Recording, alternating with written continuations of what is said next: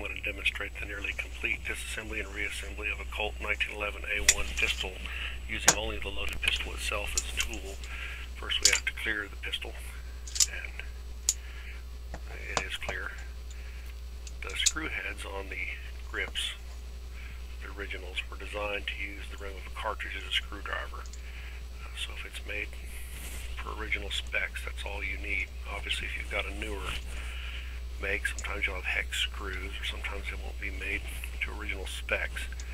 This one happens to be properly made. It looks like an original World War II 1911 A1, but it's a Colt of fairly recent manufacture.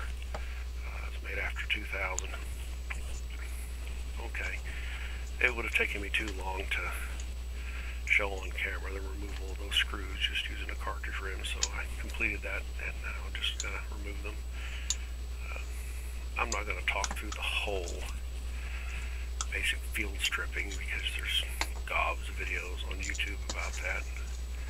I've not seen much information on complete teardown, usually just a field stripping.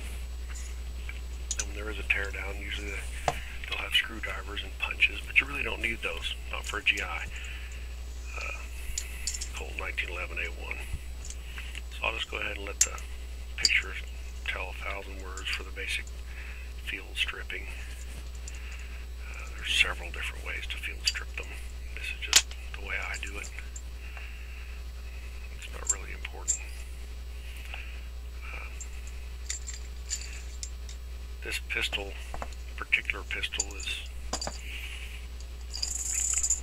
one that I bought sometime after the year 2000.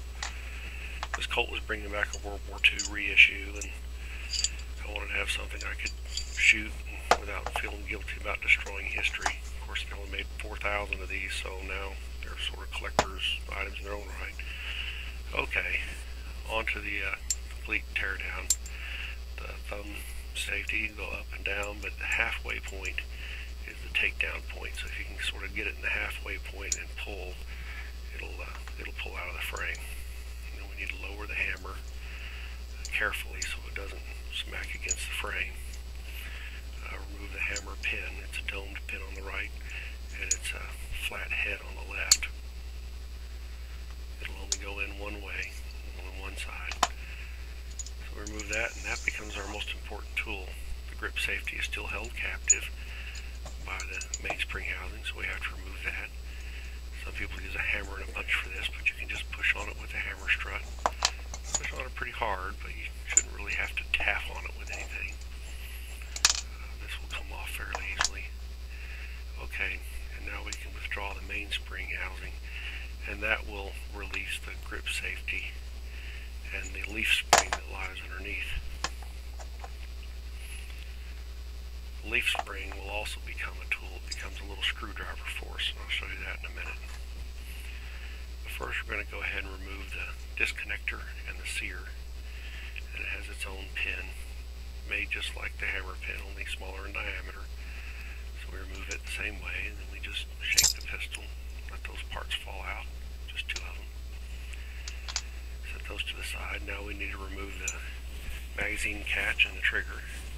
The magazine catch has a little screw, and we use the 90-degree angled tip on that leaf spring as a screwdriver. We have to depress the magazine catch and then turn counterclockwise until it releases. Very easy. And that's also what keeps the trigger captive. So just push the trigger out through the back. There you go. Now the frame's disassembled as far as I disassemble it.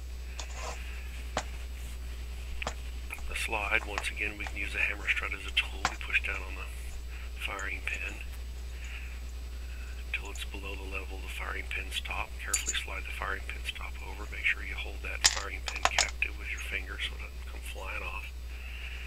And pull it out. And now we just have to remove the extractor. Extractor goes all the way through the breech.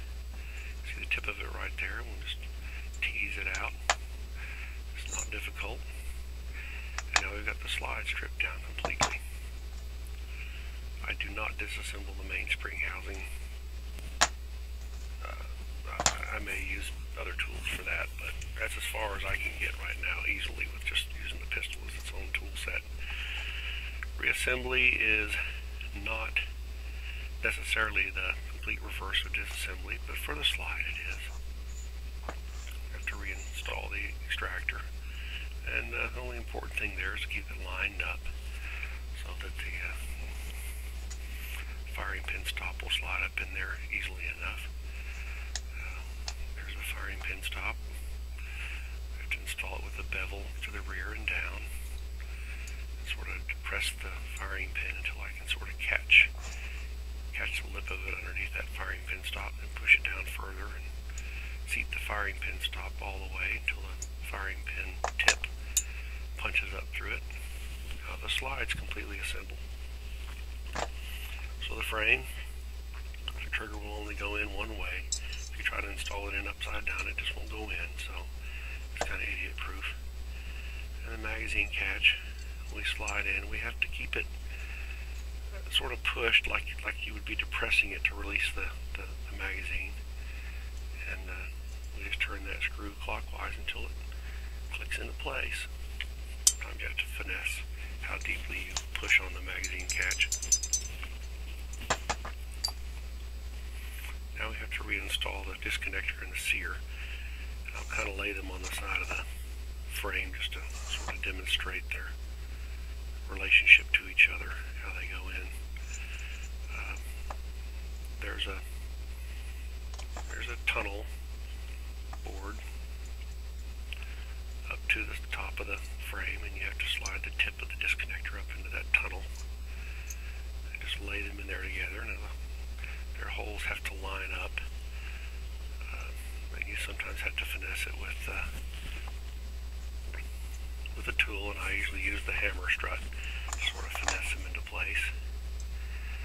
Now, one mistake you'll see that I'm making without thinking about it is I've installed that pin in backward. It can only go one way. It's supposed to go in left to right.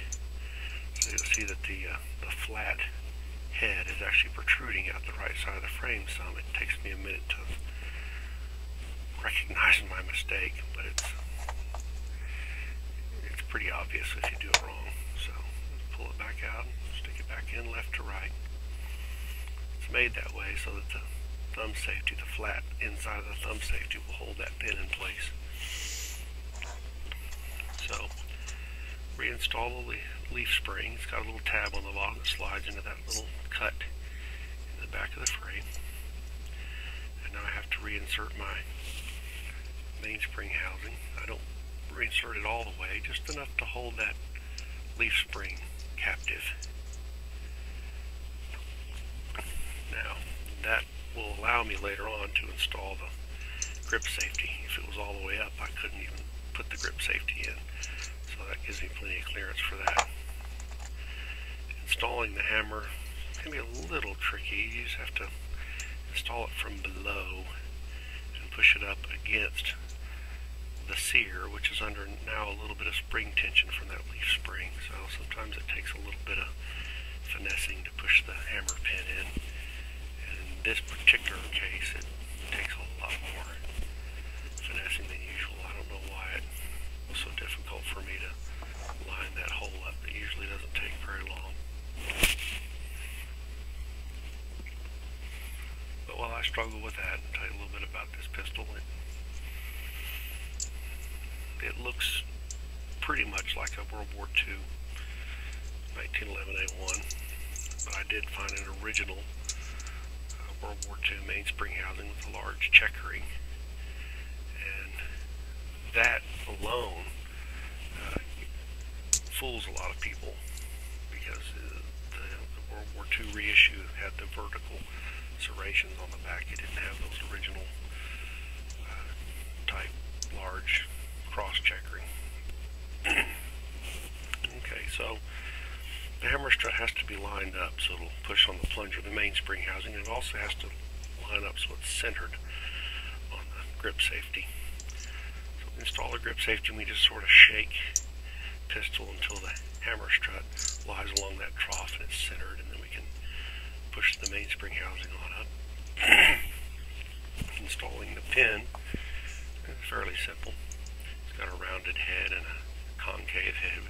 Install a rounded head first, and usually just all it requires is a push against a hard surface.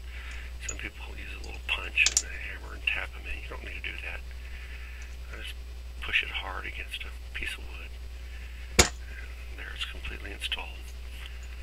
And all that remains is to install the thumb safety. Of course, the hammer has to be cocked for the thumb safety to be installed, and that plunger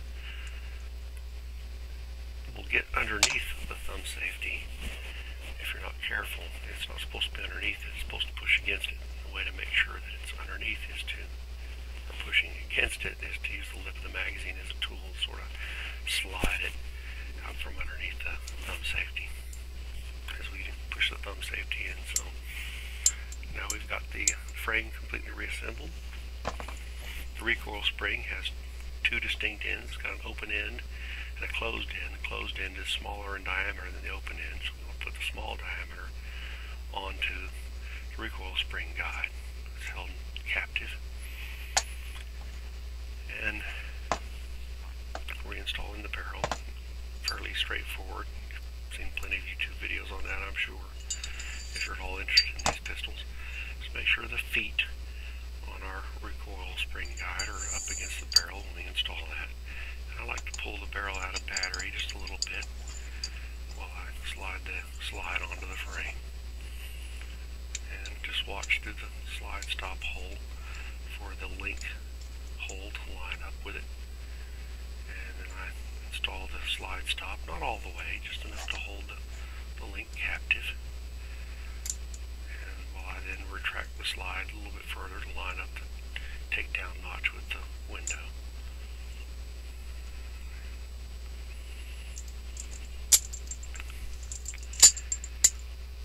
Installed it.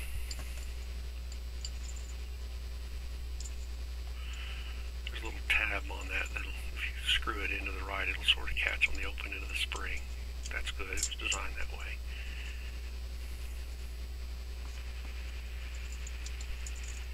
Before I install the grip panels, I'm going to do a quick functions check.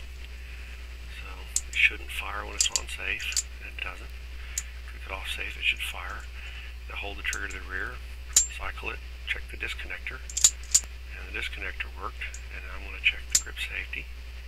It shouldn't fire unless the grip safety is depressed, and it didn't. So, function checks out fine.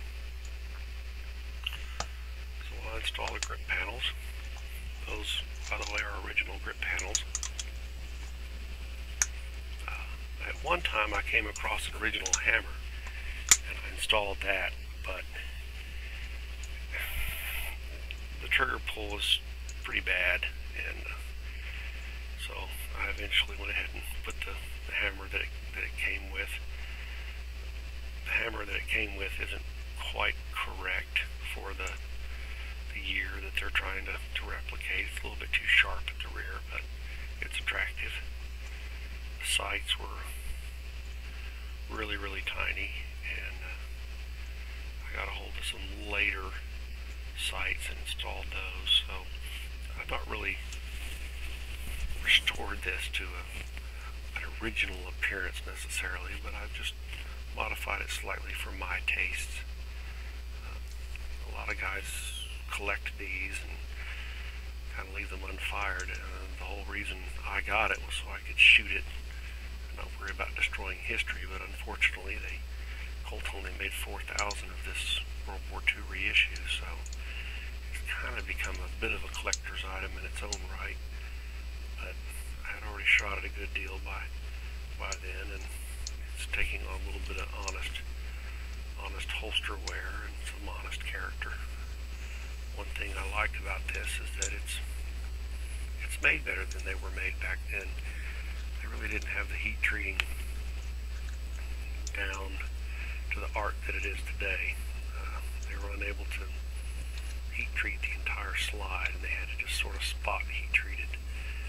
They didn't have OS tempering down pat like they do now. So this particular pistol has a much harder slide and probably a harder frame, but that's not really necessary. But regardless, this will actually digest far more rounds